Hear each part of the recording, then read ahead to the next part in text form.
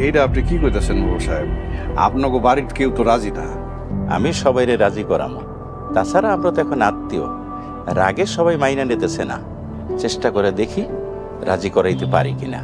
তো গাইজ, অবশেষে মোড়ল বাড়ির মোড়ল সাহেব গরিবের বাড়ি এসেছে রিমা এবং তার স্বামী সোহাগকে নিয়ে যাওয়ার জন্য। যদিও সোহাগ প্রথমে যেতে রাজি হচ্ছিল না, কিন্তু তারপরে মোড়ল সাহেব অনেক বুঝিয়ে সোহাগকে রাজি করিয়েছে। তো গাইজ, কি হবে ধনী গরিবের লড়াই নাটকের 37 নাম্বার পর্বে? আর এই 37 নাম্বার পর্বটি কখন এবং কি করলে আপনি দেখতে পাবেন ঈগল ড্রামা সিরিজের ইউটিউব চ্যানেলে, তাই নিয়ে আলোচনা করব আজকের এই ভিডিওতে। তো ভিডিওটি শুরু করার আগে আপনাদের কাছে ছোট্ট একটি রিকোয়েস্ট, এই ভিডিওটি না টেনে শেষ পর্যন্ত দেখতে থাকুন এবং আমাদের এই ভিডিওতে একটি লাইক দিয়ে চ্যানেলটিকে সাবস্ক্রাইব করে রাখুন, যাতে করে যে কোনো ধরনের নতুন নতুন নাটক এবং ড্রামাগুলো সবার আগে আপনার কাছে পৌঁছে যায়। তো গাইজ, দেখতে দেখতে ধনী গরিবের লড়াই নাটকের 36 নাম্বার পর্বটি ইতিমধ্যে ঈগল ড্রামা সিরিজ ইউটিউব চ্যানেলে রিলিজ করা হয়েছে। যারা যারা ইতিমধ্যে দেখে ফেলেছেন তারা অবশ্যই কমেন্টে জানাবেন 36 নাম্বার পর্বটি আপনার কাছে কেমন লেগেছে, এবং যারা এখনো দেখেন নাই তারা অবশ্যই ঈগল ড্রামা সিরিজ চ্যানেলটি দেখে আসবে। গাইজ, আমরা 36 নাম্বার পর্বে দেখেছি মোড়ল সাহেব রিমাকে নিয়ে যাওয়ার জন্য একটি প্ল্যান খাটিয়েছে।